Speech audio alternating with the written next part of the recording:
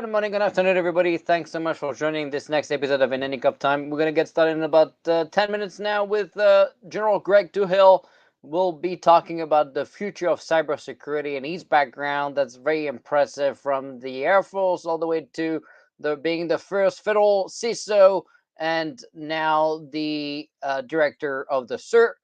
So stay tuned for another 10 minutes. Of course, if you've not yet subscribed to the show, do that and go to inanycuftime.tv and check that out. Also, if you want to be part of our metaverse on Cloud Native Town, check out Cloud Native Town, cloudnative.town, so you can connect and see the metaverse we created and released this week for you to be able to learn and collaborate across industries.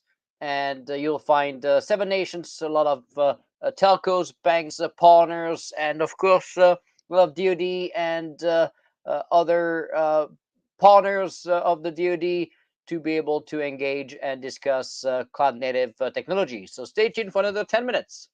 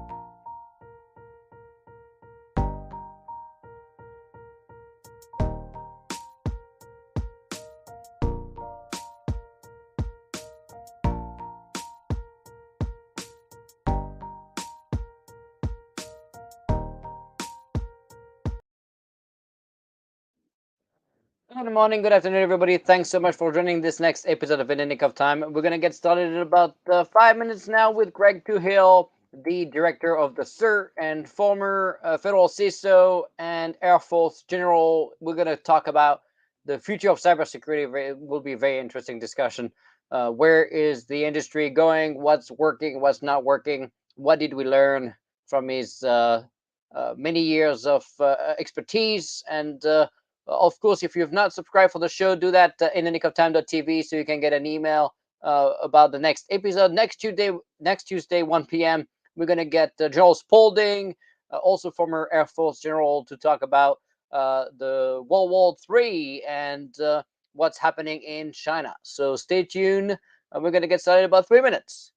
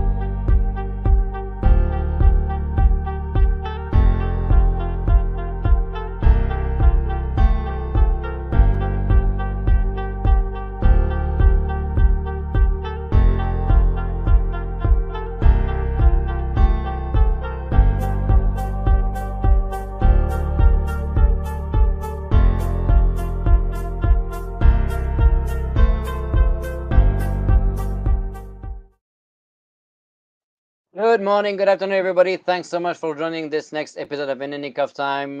We are very lucky today. We have an amazing guest, Greg Touhill, retired general, but also first federal CISO, and now director of the CERT.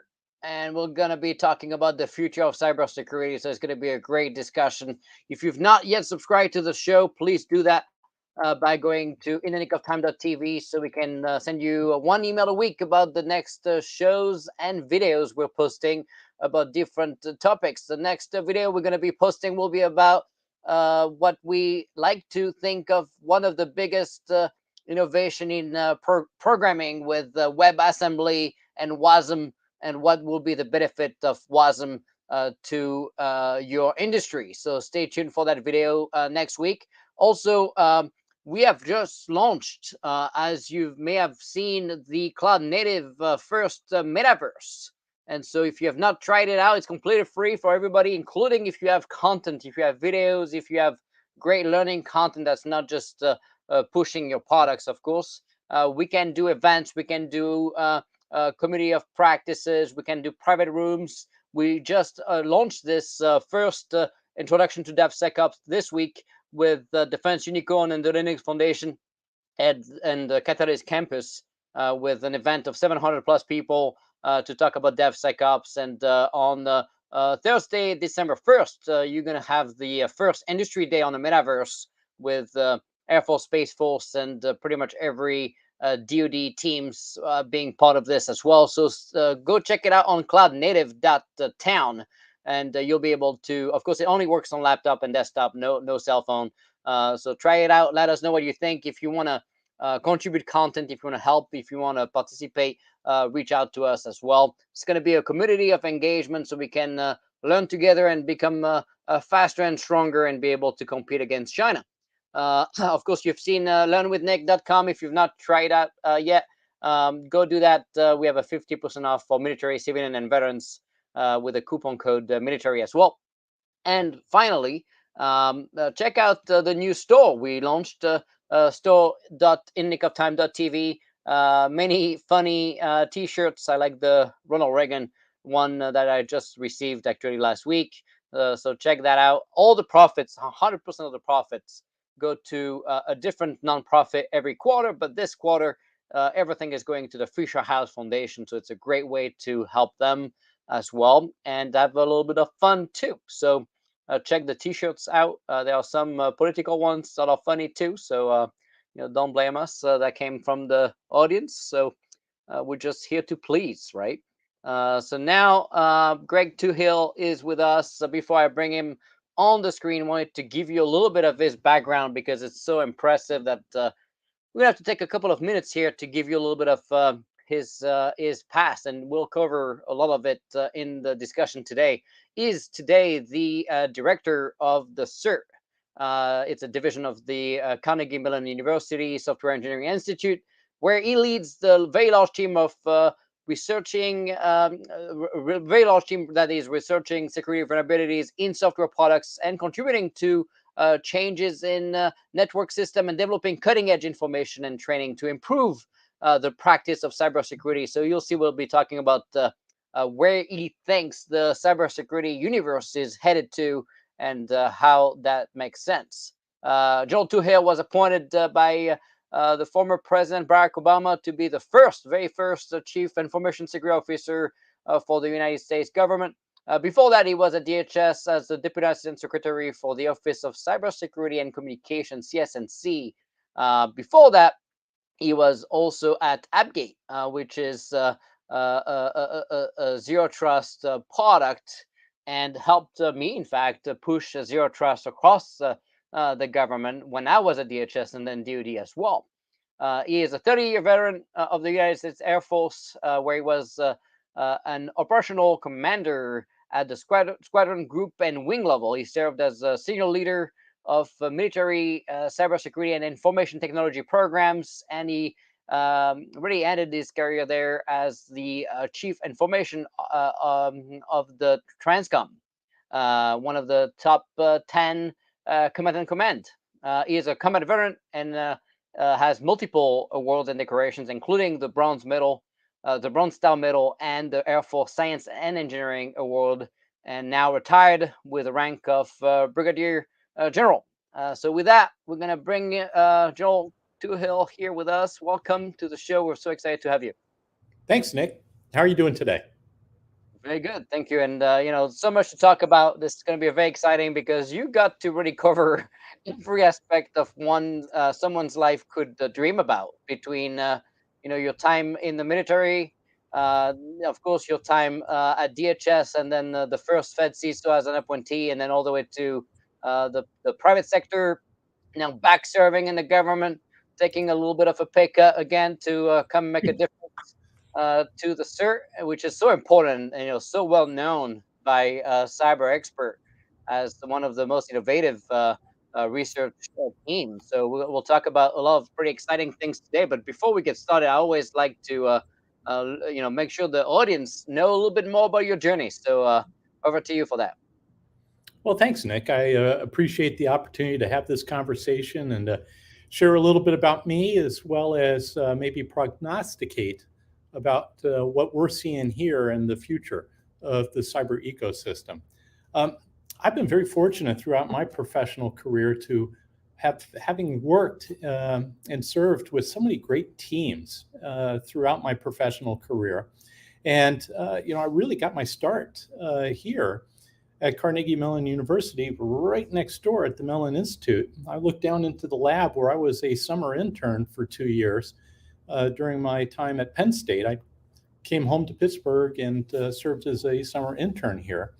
But throughout my military career, which had 23 different locations, 23 different assignments in that 30 years, 1 month, and 3 days that I served on active duty, it was all punctuated by great teams. And I continued my service. I was recruited by retired Vice Admiral Mike McConnell to continue my service, and ended up at DHS running all the cyber and communications operational programs, now known under the CISA hat. And then finally culminated my federal career in the Executive Office of the President. So I've been very fortunate in each and every assignment to work in great teams. And same as I went to industry, and I not only was I at Appgate and Cyxtera, but I served on several boards and got a really good feel for industry and bringing products to market. But I also been part of ISACA board of directors, trying to give back to the community through that nonprofit. And when the folks from Carnegie Mellon came knocking and said, "Hey, the CERT job is open. Would you consider taking this?" I jumped at it because, it's part of my ethos. It's not necessarily about making money. It's about making a difference in the world. And the work that we do here in the CERT team and the software engineering team writ large is all about better protecting national security and national prosperity, because the cyber ecosystem fuels both. And there's no better job, I think, out there than to be the director of the CERT when you're a cybersecurity professional. And what a great team I'm a member of right now. And I'm looking forward to, as part of our conversation today, to share some of the great things that our team is doing. Yeah, no doubt. You've already made quite the difference, obviously, but you can do a little bit more for sure at the CERT. And you're very right. It's a very amazing team, often embedded into many engagements that we don't know about. And it's going to be an interesting discussion. The first piece I like to go back is what you mentioned about, the kind of the end of your military career, as the chief information officer at TRANSCOM. And what do you think has changed since then? A lot happened, obviously, but when you look back, what have we learned, and what can we do better? Well, there's a couple of things. And just to provide context for the audience, my retirement took effect the 1st of July of 2013. So I've been retired for over 9 years now. And a lot has changed. But, as I was finishing my military career at Transportation Command, there were some things that we were forecasting that we've seen come to fruition. One was the explosion in cloud computing, and being able to leverage cloud-based technologies to access information without the tether of being on-prem or in a co-located work center or data center that's out there. So the market for cloud has really taken off. Now, I will tell you that I'm a big fan of co-located data centers for a lot of different mission areas. So clouds live in data centers, and we continue to see a lot of use for data centers and the positioning around the world so that you are handling things like latency and such to make sure that you have the great user experience. And cloud is the first one. Second of all is mobility. And as you take a look at the explosion of mobility, cell phones and the Apple iPhone aren't that old as a technology. And many of us are so elderly, we remember before we even had the cellular phones. I remember my first cell phone was in the late 80s when I was a squadron commander out in Europe. And it was basically like a lunchbox you'd have to carry around. And the battery didn't My dad last had one of those. Yep. Yeah. So, the miracle of the small portable computers that you fit in your pocket, and they're a camera, they're a music player, all of that is a big change since my time as CIO at TRANSCOM. And back then, Transportation Command, we were a $15.4 billion enterprise with 263 operating locations around the world. And my team and I, we had to make sure that we maintained positive command and control communications and cyber systems for all of those locations. And we had an operating budget of about $600 million in order to do that.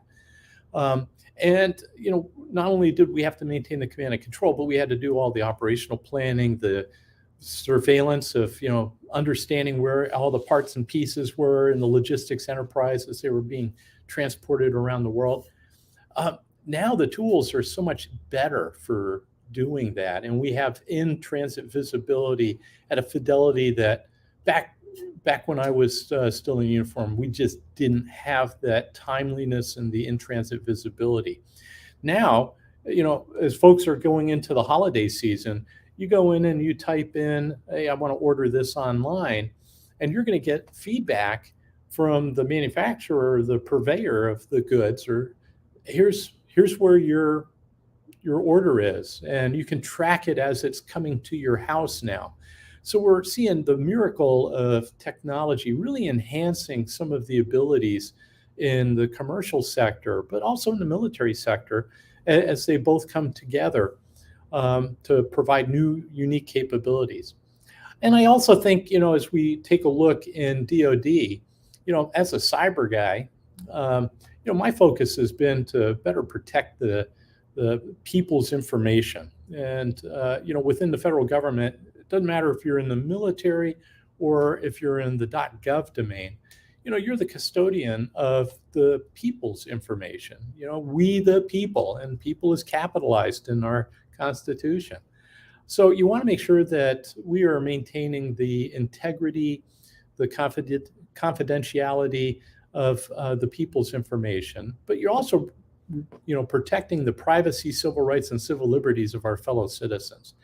And since my time in uniform, I've really seen the growth of the zero trust security model as a strategic initiative. And it's finally, after years of advocating this, during my time in federal service, to see this now being acknowledged in the .gov and the .mil domains as a shift from the perimeter-based security model to a zero trust security strategy, I think is one of the most profound changes, and it's long overdue. And I'm pretty proud to see this happen, because I know I've been one of the folks that have been part of that clarion call to move forward on zero trust. Yeah, I'm pretty sure we were one of the two first people to push for this, already 6-7 years ago, when everybody else was still focused on the perimeter side of things. So that's definitely a massive progress. Like you said, a little bit overdue, but what is new with the government, right? So I guess, when you look at what you discussed, with TRANSCOM, and the velocity and the pace of innovation. How do you feel about the ability of the government to keep up with that pace? It depends on the portion of government to keep up with the pace. There's a lot of institutional inertia that is out there where bureaucracy with the best intent often crushes innovative spirit and capabilities. And so I think there's very good niches within government that are, in fact, taking some well reasoned and well measured risks to put in new and innovative approaches of technology to enhance business operations. And we still have a lot of folks who are very risk averse, who put in the bureaucratic type of controls to limit the risk. And that, in some cases, is providing friction against innovative adoption of capabilities that can really enhance business operations. Some of the organizations that I applaud within government that are doing some innovative stuff, Nick, you and the Platform One team, and a lot of these software houses that are popping up in the Department of Defense have really done a great work, and I really enjoyed seeing the success of Platform One and blazing new grounds in software development. And I think that was a seminal moment when we had that launched, because it really served as a tripwire that knocked down a lot of bureaucratic hurdles when it came to rapidly embracing some of the best practices in rapid development and fielding of code that was fueling innovation within the fielded forces in the military, much like what we see in the private sector and industry. So continuous integration and continuous development of code. I think that was really, really one of those things that I think is cracked the dike that had been holding back a lot of innovation in software.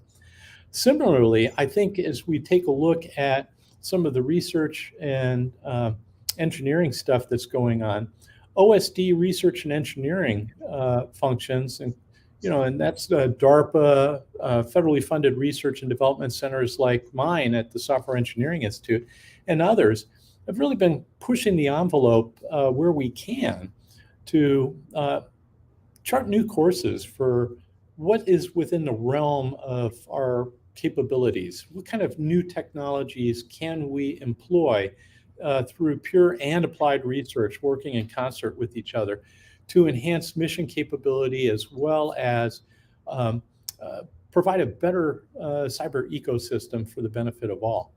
And then finally, as we take a look at within departments and agencies, there's great opportunities out there as we take a look at some of the bureaucracies themselves. A lot of them were put in place for the best intent, but if it's costing vendors millions of dollars to run through hurdles and checks and compliances to even get into the marketplace in the federal government, you got to ask yourself, that's an area that's probably right for innovative approaches. And we also want to lower the bar of the cost of entry. So we want to make sure that those small businesses that really have innovative products or technologies can in fact rapidly be inserted into government and military processes to provide greater capabilities that support national security and national prosperity. And I see in the next 5 years, that's going to be a really big challenge for folks that are serving in government and within the military to help small and medium businesses provide greater capabilities faster and at an affordable entry price. We're literally raising some big bureaucratic hurdles that are keeping some really great capabilities out of the hands of our warfighters, as well as the public servants that help all Americans. Funny you mentioned that, because one of my office's biggest success was also helping 450 company that had never done business with DoD before, not only be accredited but also have a streamlined path right to the department on contract vehicles and different things, and that was a massive win, right?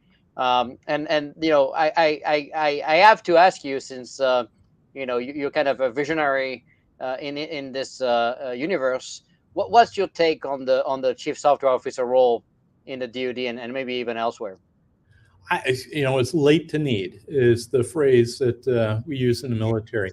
And sadly, we used to, within the Air Force, we did have a whole software career field that was retired back in the 90s. And I think that was a little short-sighted. Well, not a little. I think it was very short-sighted within the Air Force, at least, where we literally retired a career field and said, those officers that are doing software development, we're going to roll them in with the communicators, and we're going to make that the common information career field. We're going to bring the admin folks in there as well, because it's all managing ones and zeros.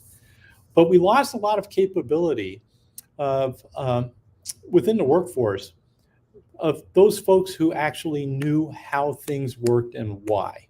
And it's really important to understand how things work and why. And I tell my students, and I've been teaching here at Carnegie Mellon for over 5 years, that it's important to follow the lead of Admiral James T. Kirk, who was I think the first noted hacker. If you ever saw the Star Trek movie Wrath of Khan, that's where Kirk admits, I hacked into Starfleet Academy to change the Kobayashi Maru test. I changed the conditions of the test. Kirk also hacked into the USS Reliant because they refused to change, Khan, the villain, didn't change the default password, the command code for the Reliant, which, by the way, was 16309. It's a minute 52 of the movie. Watch it. It's great. We basically, as a Department of Defense, we said, you know what, we're going to outsource all those capabilities to the private sector, because the private sector is doing such a great job in software development and product creation. And I think that was short-sighted. And as a result of the department recreating a chief software officer position and putting it at the DoD level, I think it was a very powerful signal that software really is a national security issue. And we do need to have the ability with decision makers that understand, where does that code come from? Where is that software coming from? Is it following the best practices? Is it in fact secure by design? All of these things we were doing in piecemeal in some program offices, but we didn't have unity of effort. And I'd like to see more for future chief software officers, more authorities. But I think, as we take a look at software, it's not just the DoD who needs to have a chief software officer, but other departments and agencies ought to embrace it as well, and so should businesses. So I think it was a great move. It was late to need, and I think we do need to have more and more professionals that are part of that software engineering discipline that are put into leadership roles. Yeah, absolutely. In fact, we just got a great DoD's new CISO with Rob Wiedmeyer. Great guy. I had recommended him from the Air Force job a year ago, and of course the Air Force took a year to do interviews, and then they just started crying last week when he was appointed as the DoD CISO, and they realized that the time is not freezing when you try to hire somebody. So that was pretty interesting. But I'm going to help them get the new names, because we need somebody else. So we did a survey on LinkedIn, and we got quite a few names thanks to you guys, and we'll be sharing that with the SecAF and the rest of the team with Mr. Hunter, and hopefully they're going to be able to do interviews this time in a timely fashion. How about that? Now that we talked about the DoD, I guess you also had a pretty amazing experience and engagement in the creation of this new agency that kind of split from the NPPD times with the new Cybersecurity and Infrastructure Security Agency, CISA. So what's the history there? You were already part of that move. So, Well, I was part of the leadership team at DHS's National Programs and Protection. Uh, Directorate. Yeah, NPPD. Directorate. Yeah, it was a directorate. Yeah. I think that was one of the worst. That's a very easy name. Yeah, I think it was one of the worst acronyms in the history of the government, to be perfectly honest. Probably. National Protection and it's NPPD. That no sense. Too broad. So as we were taking a look at what the real mission was and what were some of the threats to America's homeland, our critical infrastructure spread across 16 and a half sectors. And I'll give a wink towards that half being election security, because it's been anecdotally added, but not into the National Infrastructure Protection Plan yet. But, as we were looking at threats out there, predominantly, we were seeing a rise of cybersecurity as a mission need across the United States to protect critical infrastructure. And we recognized nobody, including within our own organization, had a really good handle on, first of all, the American people didn't know, nor did they really care much for the NPPD. What did they do? There was no branding that folks would know, oh, I've got this particular problem, I'll go to these folks at DHS. And being a directorate, as opposed to a separate agency within DHS, presented some really special problems in dealing with Congress and funding and some of those important things of governance and oversight. So I credit Suzanne Spalding, who was our undersecretary, as really the driving force behind the creation of the Cybersecurity and Infrastructure Security Agency. And as the Deputy Assistant Secretary underneath Suzanne, and my focus was on cybersecurity and communications and the operations and surveillance of, the infrastructure across the United States, and interaction with our industry partners, the sector coordinating councils, our international partners.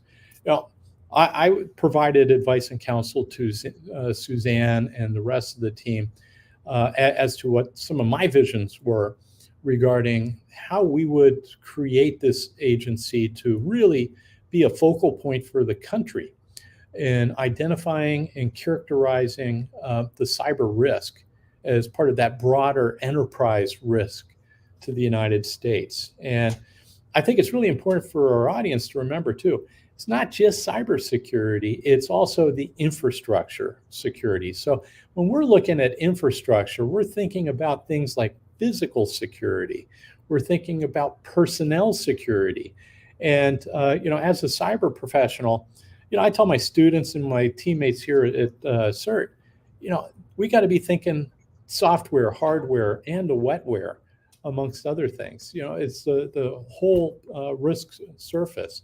So what's come out of the creation of CISA has really been a greater focus of effort within the United States government for the protection of critical infrastructure, as well as a better identification as to what that risk exposure is, that the administrations, it doesn't matter if it's who's president, but now you have an organization, that agency, whose professionals can help identify to not only the executive branch, but also to the governance and oversight of the legislative branch as to here's what the risk exposure is, here's where the areas of greatest risks are, and then further, here's how we've brought together the different teams within the sectors to assess that risk, as well as create meaningful measures of action across critical infrastructure as to how to best treat that risk. And there's still a lot of work to do, but as we've continued to see CISA evolve, we're seeing it getting its proverbial sea legs to be very proactive and help promote those best practices so that organizations around the country can harden better, but also have that focal point within the government to help them get help when they need it. Yeah, and honestly, I've seen massive progress since Jen Easterly took over CISA. I got to say that the move from the traditional perimeter defense and Einstein and all that waste of taxpayer money to zero trust and more engagements with industry, has demonstrated tremendous returns. And I think she's really been leading the change across the government, ready to make all this happen. So I'm pretty excited about it. Well, I'd like to give a shout out too to Chris DeRusha, who is the Federal Chief Information Security Officer, and it was his team that put the final touches on the zero trust strategy documents that were coming out of the Office of Management and Budget, which is part of the Executive Office of the President. Chris worked with me at DHS and was on my staff when I was Federal Chief Information Security Officer. He had a very successful industry experience out at Ford Motor Company after he left government the first time. And he brought that industry experience back, and he and I stayed in touch. I was just absolutely delighted that Chris and his team that's manning the watch right now is doing like what we did, which is take the best practices from the administrations before us and build upon it. I remember when Chris Krebs was at CISA, the very first director, Chris and we appeared at a Wall Street Journal event in New York, and we talked about how cybersecurity was. We thought that we were probably the last frontier for non-political activity, and working together as a team. And I still like to think that our community stays out of the politics, and we work the ones and zeros. We work based on facts, and the facts clearly showed that the perimeter defense model was not working in an age where we were poking holes in that perimeter to accommodate all the different mobile devices, the new technologies that were coming in. And zero trust as a strategy, it's not something you buy. Zero trust was the way to go from a strategic standpoint, because ultimately, zero trust is the starting point, not the destination. The destination is digital trust, having a measure of acceptable risk, but you always start at zero. You have to prove to me that that hardware, software, wetware can do the things that it's been tasked to do, and further protect the information, the data that is that's being processed.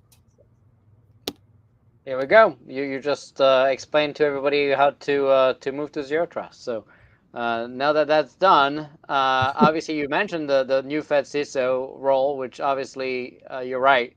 I was going to bring it up after because I knew we were going to talk about the Fed CISO, but you led me to it. But clearly, you were the first one ever. I wish you had a little bit more time in the job. Of course, you were right in the middle of administration change, which is always, like you said, sensitive. People like to replace appointees, regardless if they are, appointed based on the party affiliation on that. But that's what happened, But you are the first one, right? So tell us why. First of all, we decided to create a Fed CISO. There was a Fed CIO, but no Fed CISO. So why did we create a Fed CISO?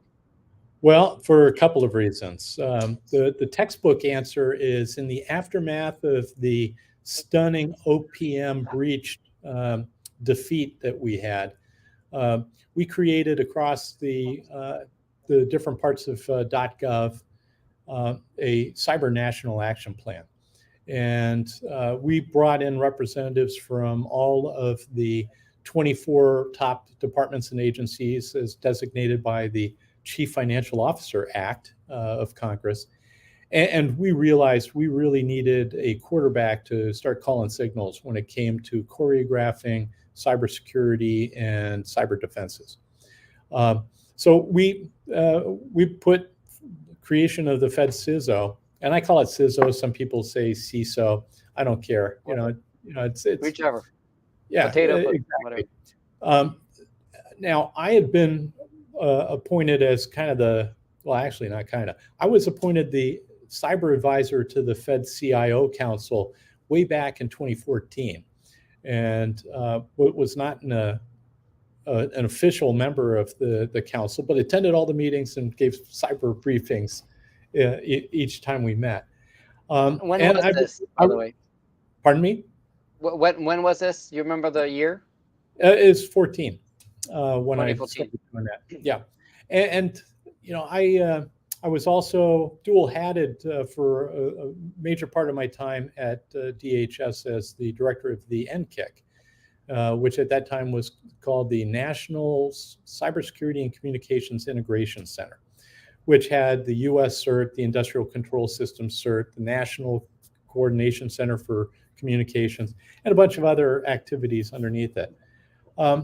So in some regards, I was acting kind of as a shadow CISO in some regards. But when we did the Cyber National Action Plan and the president was delivered that report, they decided to make the recommendation to the president out of the National Security Council to formalize that Fed CISO job, and I was elevated to that position by the president.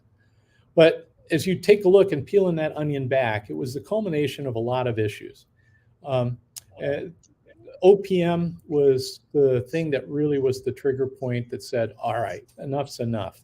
But we had had so many different issues across the federal government where cybersecurity was subordinated at times from a discussion at the boardroom to a conversation limited to the server room. And over time, cyber risk continued to grow as government continued to automate its different functions and service to the people. And we continued to gather data that the citizens owned, but in aggregation was very valuable. And as somebody who was part of the incident response for the OPM breach, there were some folks within OPM who said, well, we didn't have certain levels of protection because this was all unclassified information. But not necessarily being cyber professionals, they didn't recognize that there's two factors that you got to consider: classification and sensitivity. And the fact that something was not necessarily classified didn't mean that it was valueless. We had some very sensitive information that individually as well as in aggregate, that data was very valuable. So we needed to do something different. We needed to follow best practices from industry, and the federal CISO, I had been meeting with folks from the financial services sector for several years prior to my appointment, and I stole liberally all the good ideas I could out of industry, particularly the financial sector. And when we came out of the gate with the announcement in September of 16, already had several months of preparation and inertia moving forward with lots of actions under our belt.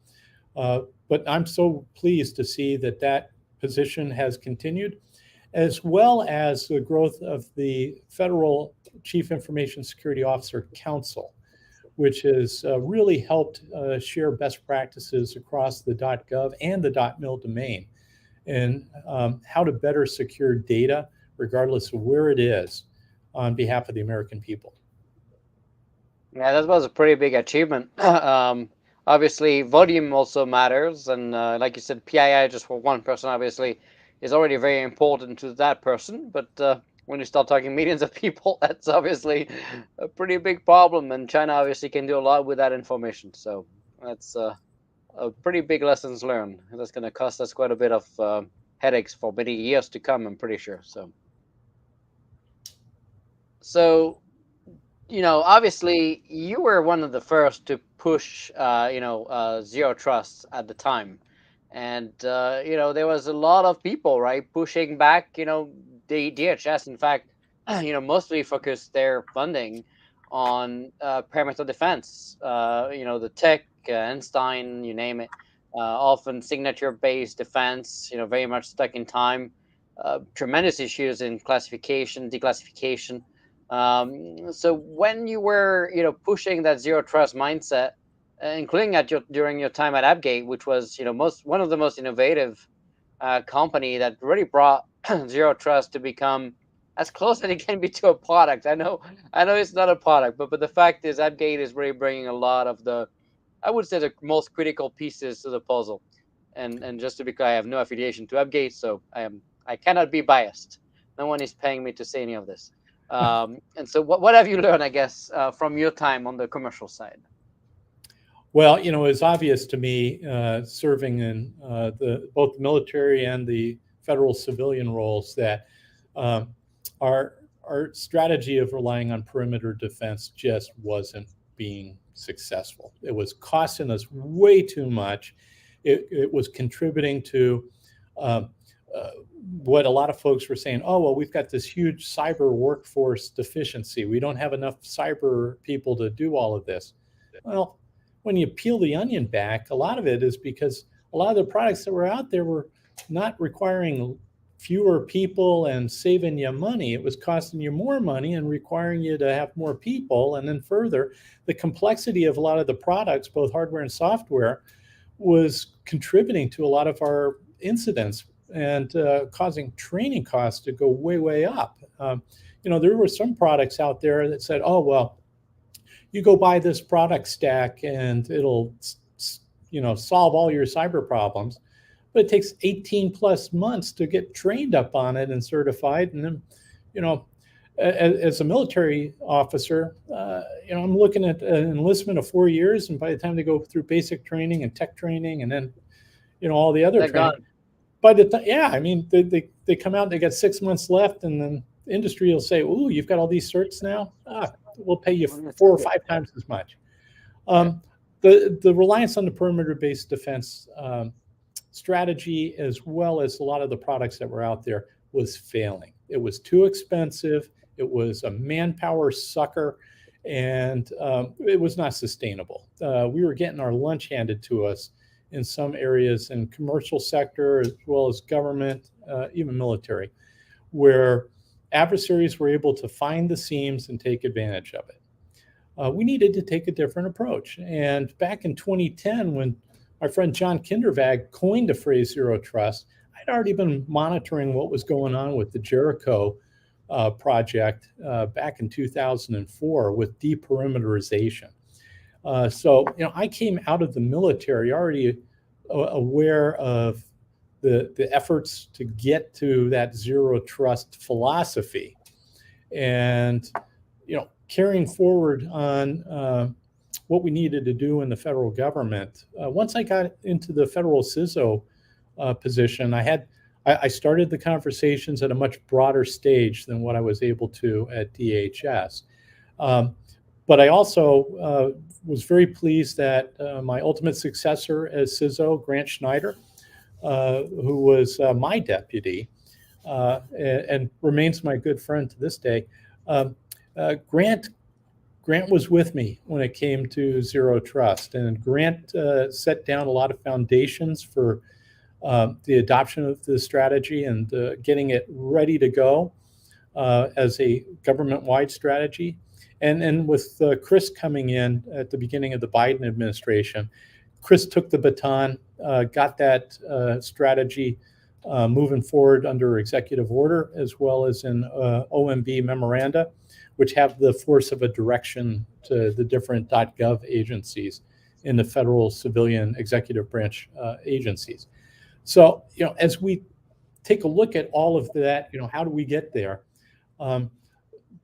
So I learned in the commercial side, my time in industry, there's a couple of things. First of all, you got to show return on investment. Adding another layer of stuff is just stupid.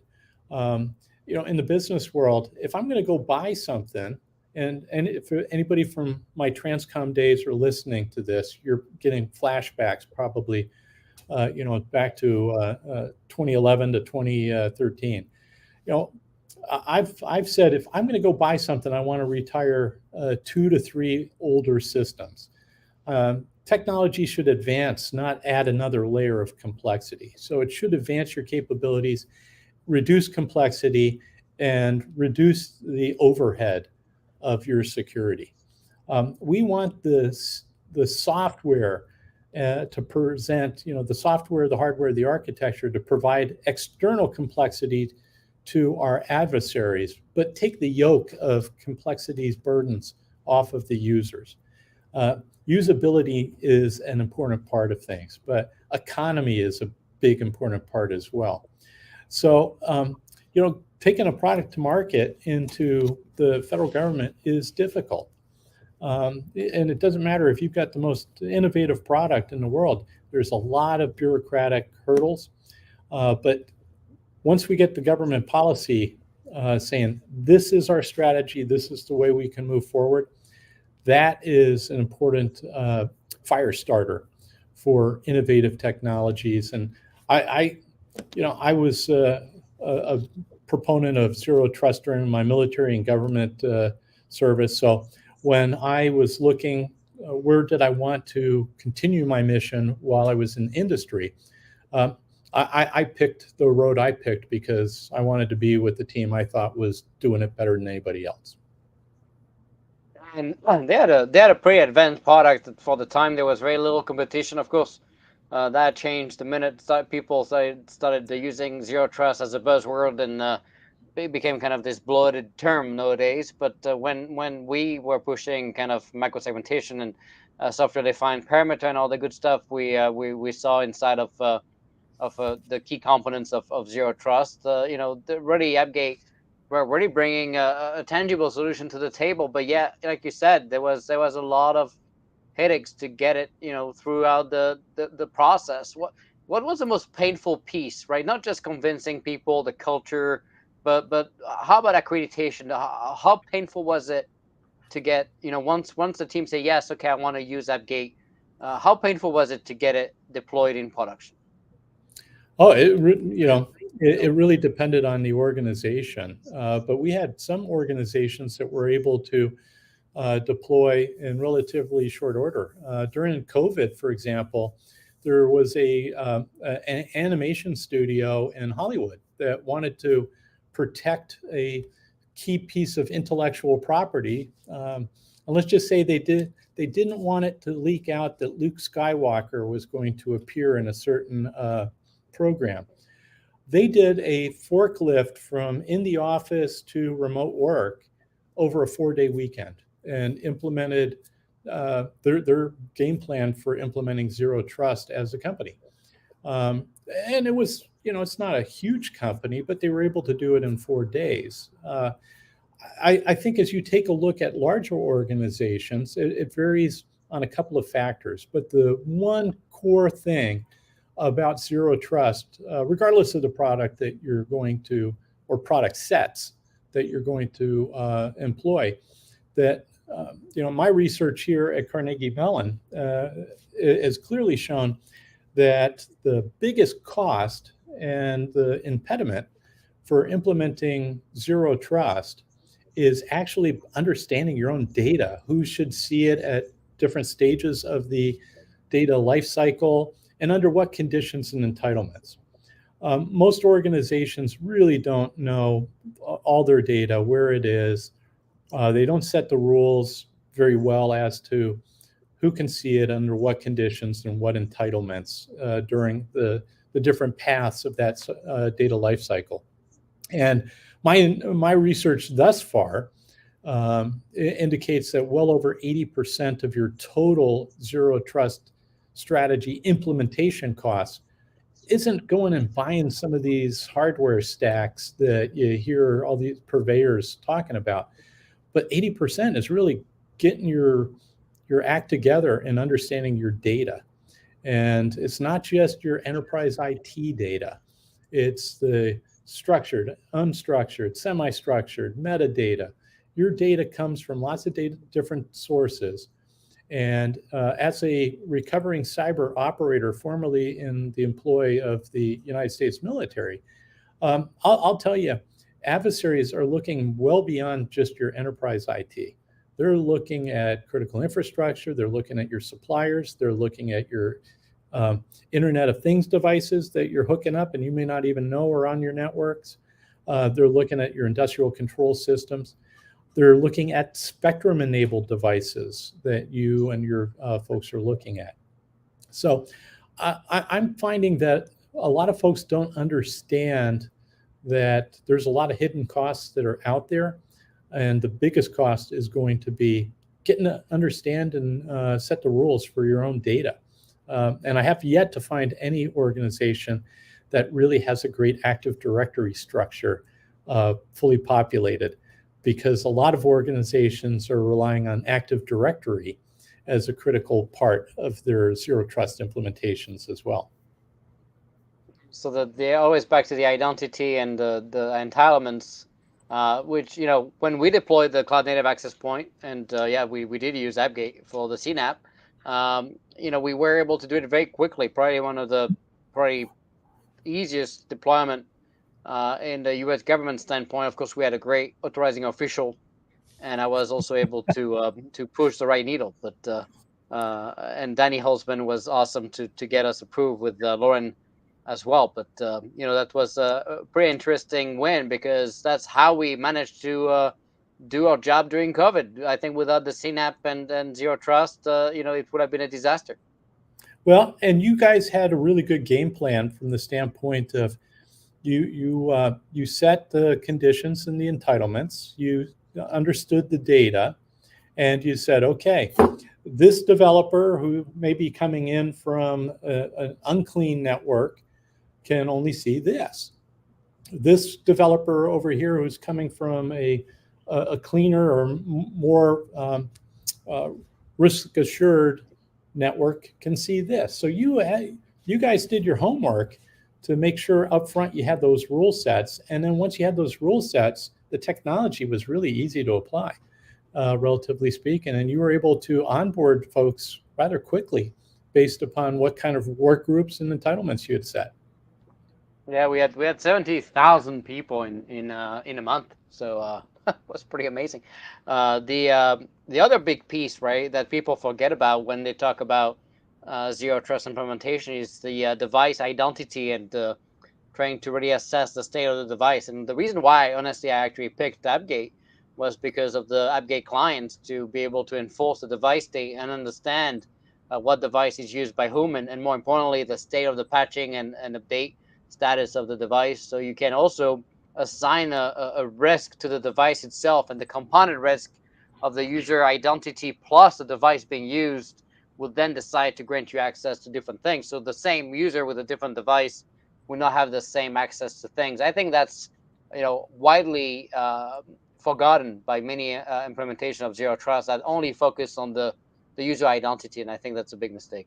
I do too. And, I talk about conditions and entitlements in addition to the identity, where conditions, you can think of them like device posture checks.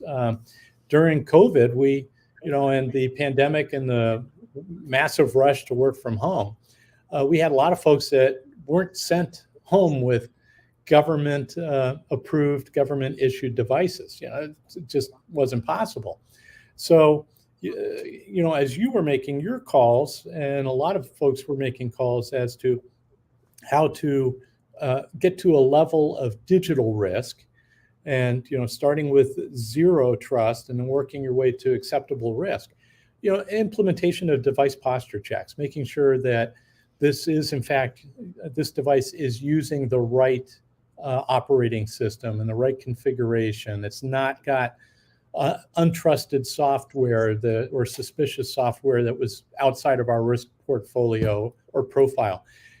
Doing the device posture checks was one of many conditions that we were able to employ, including things like time of day, where, if you've got like a third-party contractor whose duty position is from 8 till 5, and they're trying to get in like at 6 p.m., that should send up a red flag and deny by rule, unless you say, okay, well, this person is like a system administrator. I'm going to go check with my trouble ticketing system. I'll pick ServiceNow as an example. I can go over and check ServiceNow. Does Greg have authorization because there's a trouble ticket open on this box? Well, I can set the condition to say, Greg can go check that box if there's a trouble ticket that that has been vetted by the SOC says, yep, continue to work on that. Here's the window, and it's got to be checked every so often. You can have that level of fidelity, and that was one of the strengths that I saw with software-defined perimeter. And then further, the recognition that your information is spread all over the world and all over different clouds, different data centers, co-located, on-prem. Not everything is on your network. You're going to have your information, your data in containers all over the place.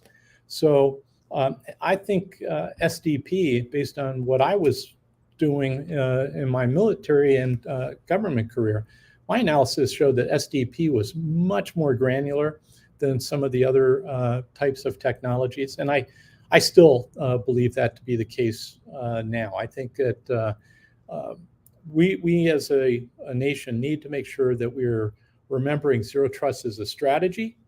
And if somebody says, hey, I'm going to get you to accomplish zero trust, they're only getting you to the starting line. The starting line is zero trust. You work your way towards digital trust.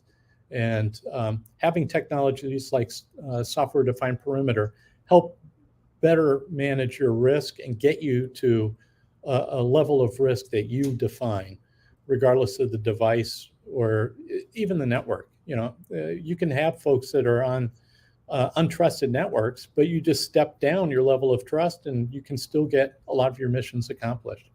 So it's very flexible as a strategic employment from a risk standpoint, but it can also help you absorb things like being able to pick up a device on the battlefield, for example. Just like you would pick up a weapon on the battlefield if you were in the middle of combat.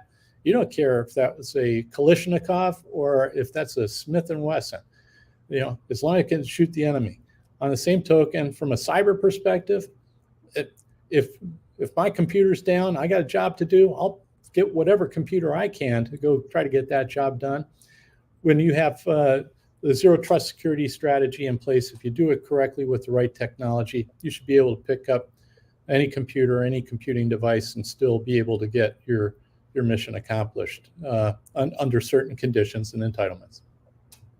Yeah, and so many people forget that people have to do what they got to do, and people end up using Facebook and other mechanisms to get there because we failed at doing our job to provide the right tools to do their job. So we can't that we certainly can't blame them. We can only blame the enterprise guys that failed at doing their jobs. But there's a video here that I put on data centricity security. We just released it 2 weeks or 3 weeks ago.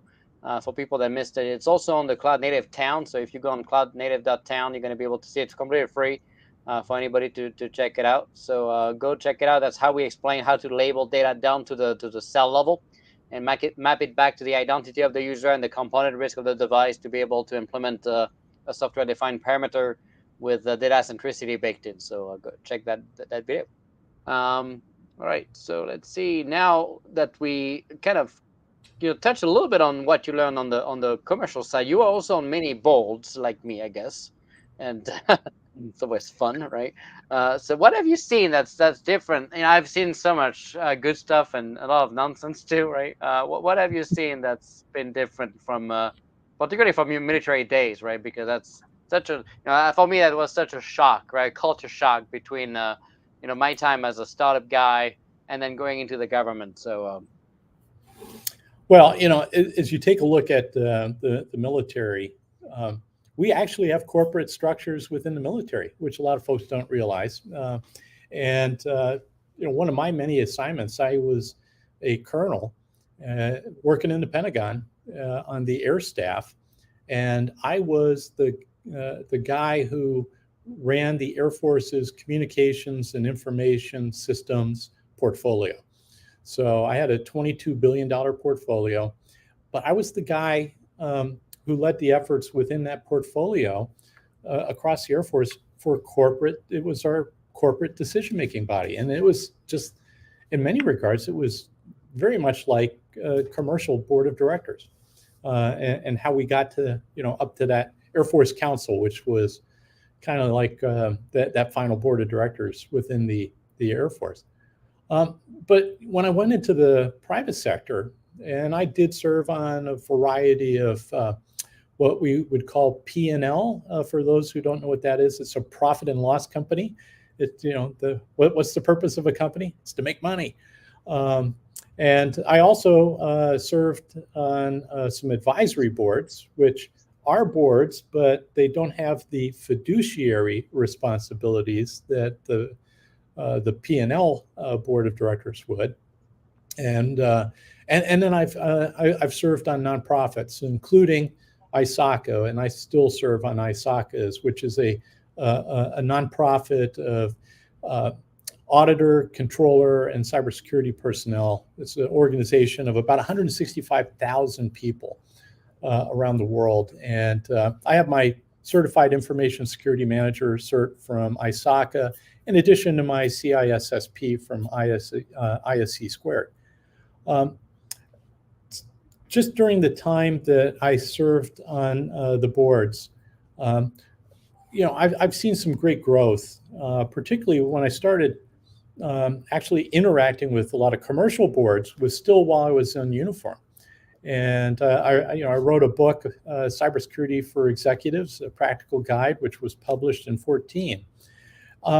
Since that time, in the 2013 timeframe to today, I've really seen a huge change in how boards of directors are looking at cybersecurity. One is they realize that cybersecurity is an enterprise risk issue. Back in 2013, it was just a server room issue. Now it's a boardroom issue. I've seen boards where they are going to put cybersecurity on each and every agenda. They want to know what their risk exposure is. They want to know what the threat environment's like. They want to know what's next. I'm excited by that because it helps the nation and its critical infrastructure better identify and manage risk. I'm also finding that a lot of directors, professional directors on boards of directors, are actively seeking education and training on cybersecurity. And when I came into CERT as the director here, I was absolutely delighted in the fact that CERT has been working with the National Association of Corporate Directors, which I'm a member of, but CERT actually has a certification program that they've provided to NACD, the National Association of Corporate Directors, to help educate and inform boards of director members as to here's what you need to be looking out for from a cyber perspective. Here's the risks. Here's how you measure it. Here are questions that you should be asking the executive team. Here's who you can ask for help and things like that. So we now have a thirst within the director community to be educated and a means through the work of the CERT team to help them get that kind of training and education. And then finally, we're seeing that with the increase in regulations associated with cybersecurity, compliance, privacy, and other factors that affect the cyber ecosystem, we're seeing a lot of focus on that compliance and adoption of best practices. So a lot of boards are saying, okay, I've got this kind of residual risk. I've got risk exposure out here. Here's the type of data that includes intellectual property, items that give us competitive advantage in the marketplace, things that are, intrinsic for us to protect on behalf of our customers and our suppliers, like privacy data, PII, PHI, personal health information, all of these types of data sources. Boards are now concerned about compliance and the risks associated with not keeping up with their peers. So that, in fact, is helping out information sharing amongst a lot of companies within sectors as well. So a lot to be excited about regarding cybersecurity being put on the board agendas and taken not out only in the server room, but in the boardrooms across the country. Do you think this is happening because of people real interest about security, or they're just afraid of their personal liability as a board member of not doing the minimum duty of protecting the data, I guess. Never let a crisis go to waste. I'm not looking to gift horse in the mouth. So, yeah, Sure. there's a lot of folks out there who are just covering their butts. But you know what? Which is That's what fair. the I mean, job, it's, as a board that's member, what it's the pretty board fair, is right? supposed to do. Yeah, Yeah, I mean, it's the board is no, accountable to the shareholders, and the board is there to make sure that that company creates value and value for the shareholders. And in this highly contested cyber environment, yeah, it's the board's job to make sure that they're best postured to create that value. And you can't do that in today's cyber-enabled economy without having a solid cybersecurity posture. So do you think the CISO should report to the CIO, or should they report to somebody else? That's a really good question. And back in 2013, when I wrote what a lot of folks are calling the Red Book, I said that back in 2013, I thought the Chief Information Security Officer should be the heir apparent to the CIO and work directly for the CIO. But I don't think that anymore. And that's because as Wayne Gretzky would say, the puck is moved, and keeps on moving. I think that the role of the CIO has changed since 2013 as technology has moved forward, where we have more outsourcing, we have software as a service, we have cloud computing. CIOs are not necessarily going out and building architectures anymore like they used to, the monolithic corporate networks like they were. A lot of CIOs now are working integration issues and, higher up on the OSI stack, with applications and functionality and procuring software as a service packages to enable their businesses. And meanwhile, the cyber threat environment has changed dramatically as well. So I think now, having served as a chairman of the board, I think, it's important to take a look at your business and what your mission is as an organization. And for most folks that are out there, I think it's best served by having the CIO providing those IT enabling functions that accelerate the business, whereas the Chief Information Security Officer is protecting the business. And they should not necessarily be seen as competitors, but they have different jobs now. And they both use technology, but I double dog dare you to find anybody in the business, regardless if they're the CEO all the way down to the most junior employee. I think everybody's an IT worker now. So I think most businesses are best served by separating those duties. And when it comes to who the Chief Information Security Officer works for, it depends on the sector, because some sectors will tell you, or some regulatory entities may tell you who that the regulator says, the Chief Information Security Officer should work in this chain of command or whatnot. But I do think that there should be separation of duties between CIO and CISO. Yeah, there's a little bit of conflict of interest there sometimes. So. Yeah. So let's go into today, right?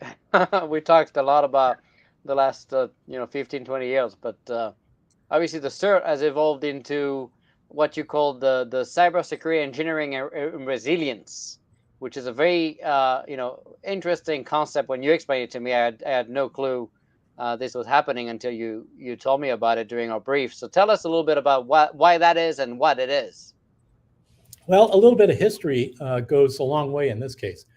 The CERT here at Carnegie Mellon was founded in 1988 in response to the Morris worm that was ripping around the world on ARPANET. And the folks at DARPA, who the Software Engineering Institute reported to back then, the folks at DARPA said, "Holy cow, we've got this Morris worm running around. We don't know how to stop it. Who do we got that can can figure this out. And they say, oh, wait a minute, we just 4 years ago, we created in 1984 the Software Engineering Institute. And the Morris Worm is software. Let's get them on it. And a small team of, I think the original CERT was like 8 to 10 people that were carved out of the Software Engineering Institute. And they huddled up and they said, let's talk to all of our friends and let's put together, a team to figure out how to neutralize the Morris Worm. And they did. They were able to reach out to colleagues outside of Carnegie Mellon at Purdue and Georgia Tech and out in California and Stanford and folks up in Massachusetts and MIT and other places. They basically put together that computer emergency response team. And after the immediate crisis was done, the Department of Defense said, that was really helpful to have a computer emergency response team. Let's keep that going. So we were chartered in 1988 and continued to provide some best practices in cybersecurity, and such things as creation of, like the capability maturity model, DevSecOps, a whole host of things, vulnerability assessments, vulnerability management, all the alerts that said, hey, you got this vulnerability out here. Here's where it stands as far as, is it a critical, is it high, medium, low? All of that was created here by my predecessors. But that was 1988 through the recent past. And an industry was birthed based on what we did in incident response and now in a lot of other areas. So, rather than compete with industry, our job as a research and development organization is to kind of discover new things, prime the pump, and then transition it over. Well, we've birthed the cybersecurity industry here out of the Software Engineering Institute and CERT. So we don't use that computer emergency response team as our moniker or our rally point anymore, because we do much more than that. If you're looking for computer emergency response, sure, we can help, but you know what?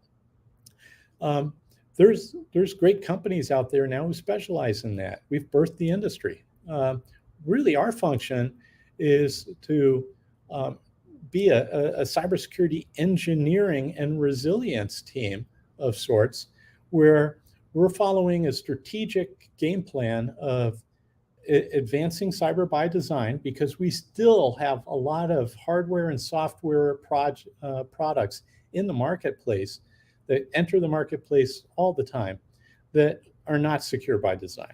So we are, through our R&D, our research and development activities, and we're working with folks to identify best practices for building products and software that are secure by design. We work, secondly, to enhance cyber resilience.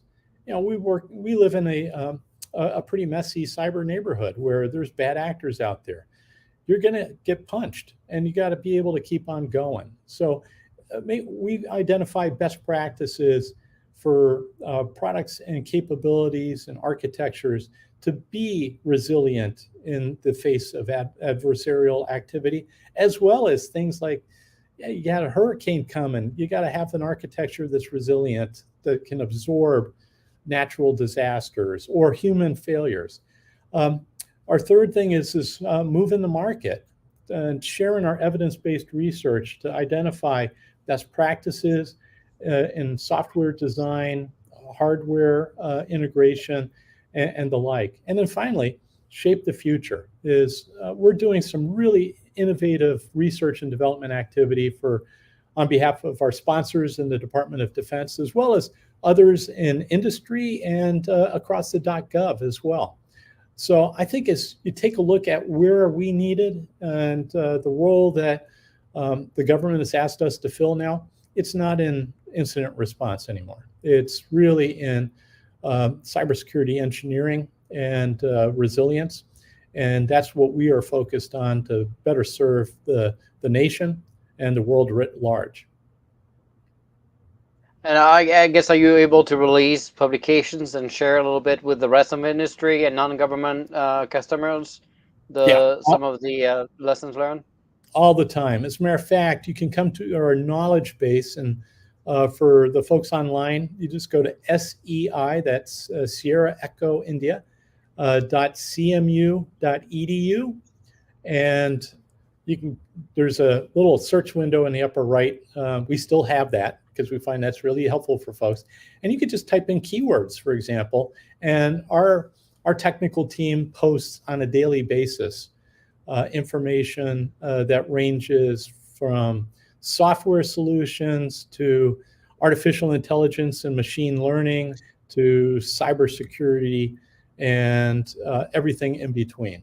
So we're posting our findings. We do go through a release review process like every other academic oriented institute. But that's available to the public, and we're putting out new postings virtually every business day.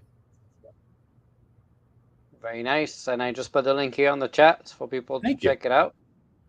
So we talked a lot about critical infrastructure and kind of resilience and all the architecture engineering around cyber, but we haven't talked about supply chain yet. So where are we on supply chain, and particularly when it comes to China and the dependency on China, and kind of the resiliency or lack of resiliency we're facing in case of a conflict, against China one day?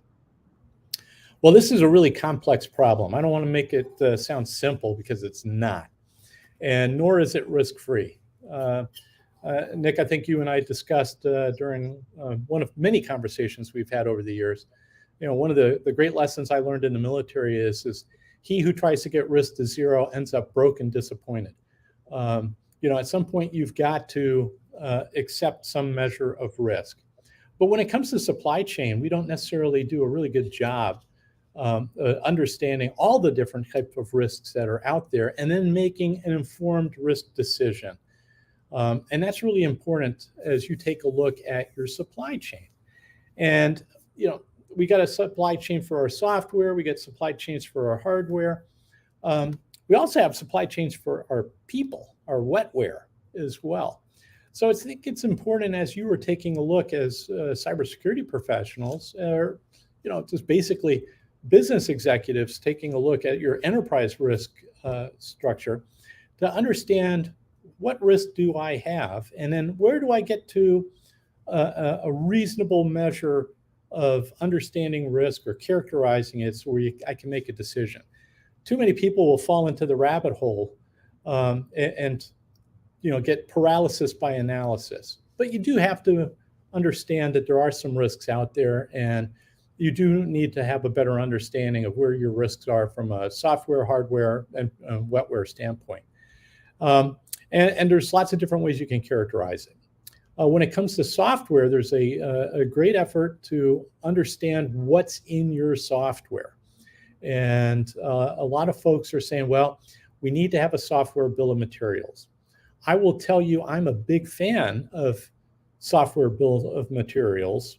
However, you got to be pragmatic about it, because there are some elements of code that just go down to, just a couple of bytes of information could be nested in some software that has just been built upon and wrapped over 30, 40 years. And we've certainly seen that with things like Log4j, the Heartbleed, Shell Shock, and some of the other software vulnerabilities that we've seen over time. But I do think it's important, at some point you need to have a bill of materials with a kind of a born on date. I've checked it from here, and from here on, here's everybody who's touched it, so that you have a reasonable measure of risk as defined by your risk appetite and your wallet, because you don't want to spend too much. You got to make a reasonable measure of risk acceptance as well. And then further, when it comes to SBOM, for that stuff that's a residual risk that you just don't have the time, effort, or money to go trace all the way back to the provenance of who originally coded some of the older stuff that's been wrapped in over the years. Having some capabilities or the ability to go to somebody who can detect when something bad is discovered, and there always will be something bad, like a log4 shell.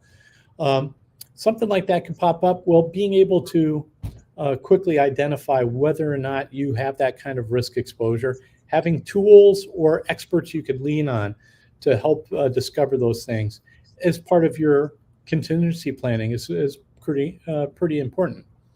Then further, when it comes to hardware, understanding what's on that machine and the firmware and all the different devices, the semiconductors, the circuit boards, all the different components of the hardware.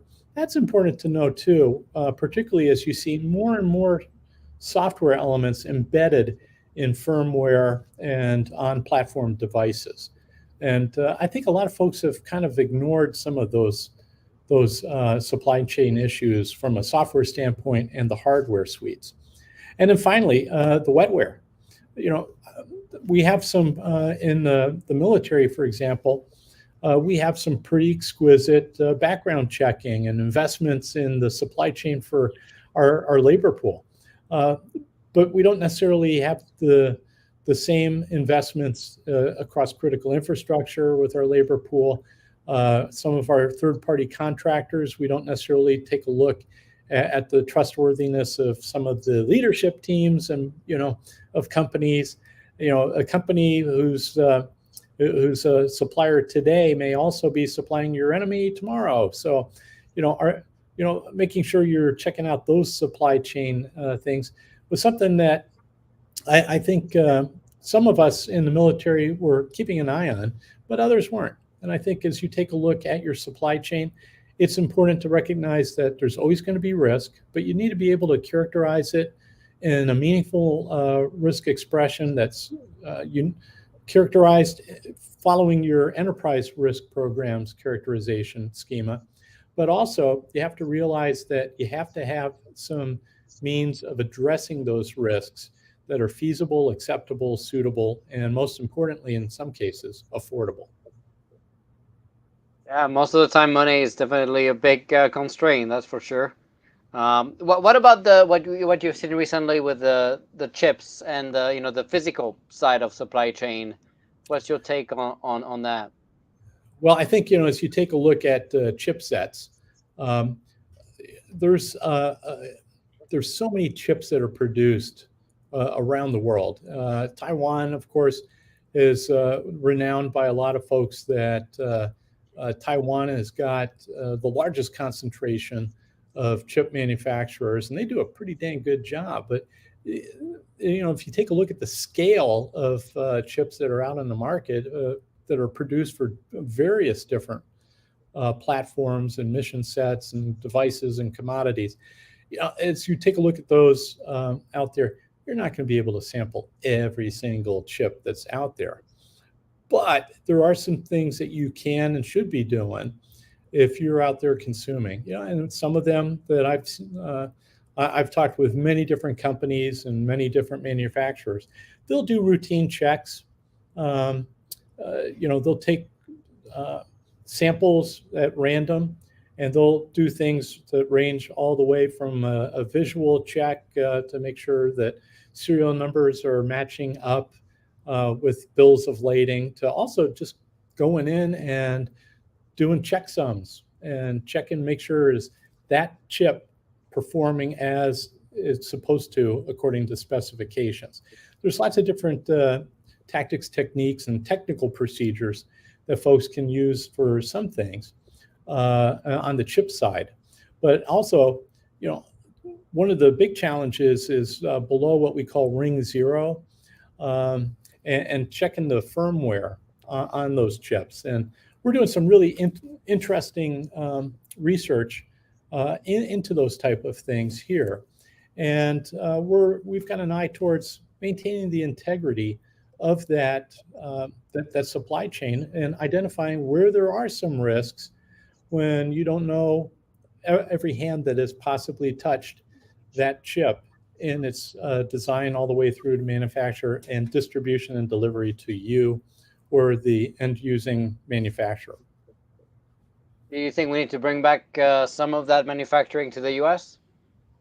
I think already, we've got companies like AMD and Intel and other great companies who plant their flags here. They're already making significant investments. And I know that Intel in particular is investing in the construction of several high-end modern chip foundries in places like outside of Phoenix, where they are doing domestic production. And they're growing their business so they can do more domestic production. But for the American people, a lot of folks say, hey, I love that. Let's do more of it. But most folks don't realize that when you are building a foundry for chips, you've got to have that pristine, sterile environment. It literally takes years to build out these really high-end chip foundries at scale that would be putting out the number of chips and circuit boards that our economy thirsts for.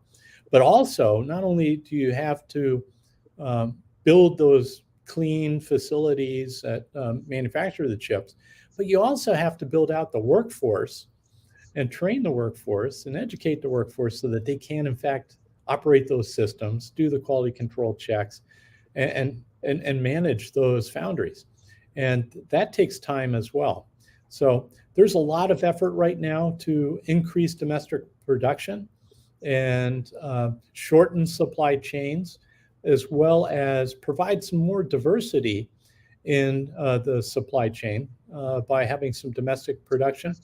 But it's going to take a couple of more years to realize the full potential of some of the initiatives that started 2-3 years ago. No doubt. It takes some time. So last question before we take the couple of questions from the public. What keeps you up at night? Well, a lot of things keep me up at night besides a 9-pound miniature dachshund. I think as you take a look at what our risk exposure is as a nation, we've got a lot of different risks that are out there.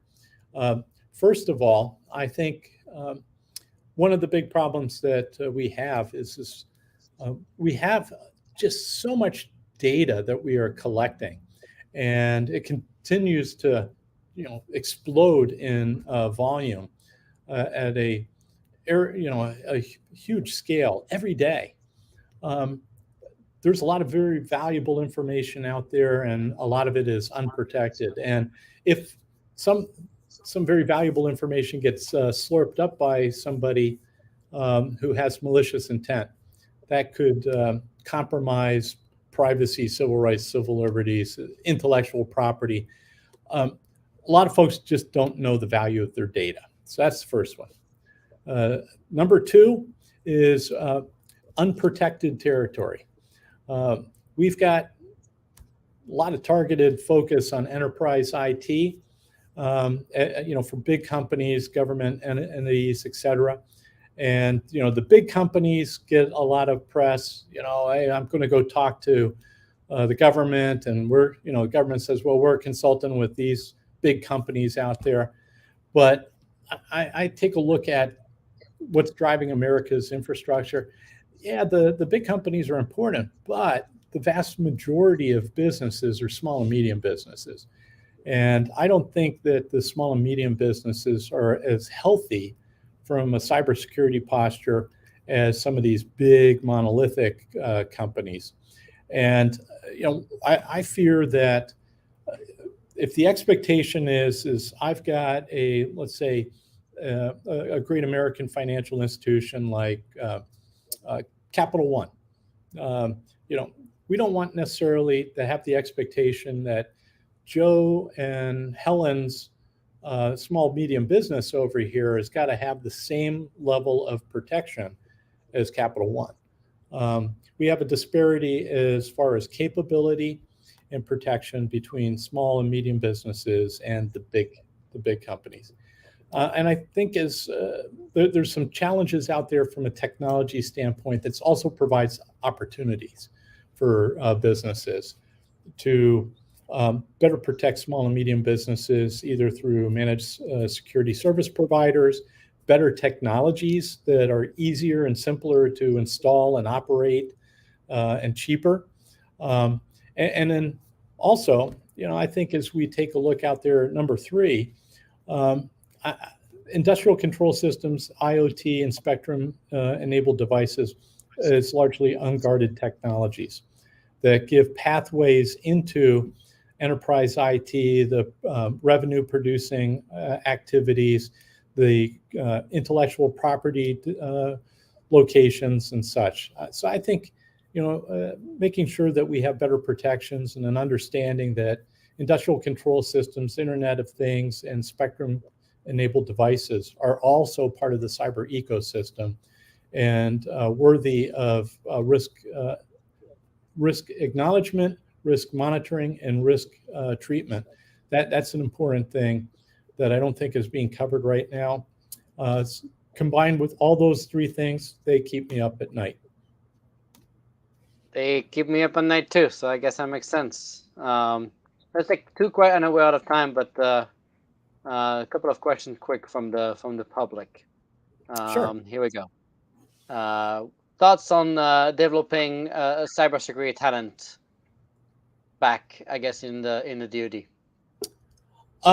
Well, I think not just in DoD, but I think there's two issues here for cybersecurity talent. I think we need to be not even limiting ourselves to, K through 20. And by the way, I think the 20, that's interesting.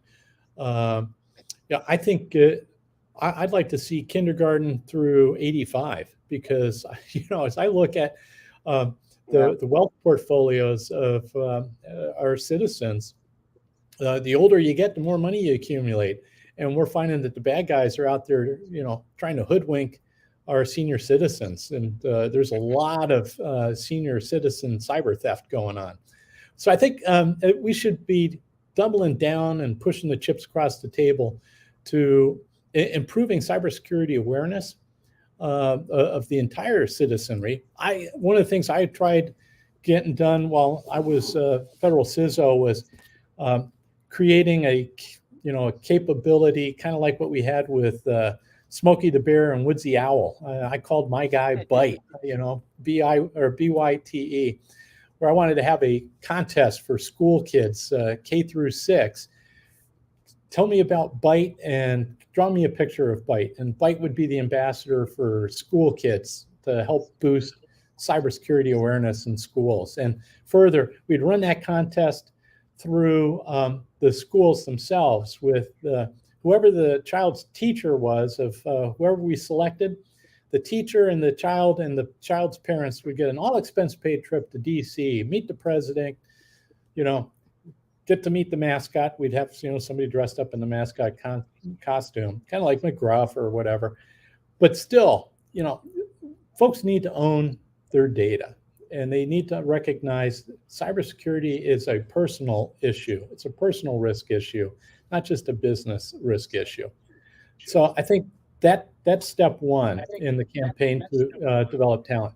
Second of all, we've got a national program called that's administered jointly under NSA and DHS, the National Cybersecurity Center of Excellence program. I'd change that program. Right now, you go through a checkbox type thing for if you're a college and you want to get that certification and then advertise yourself as a national center.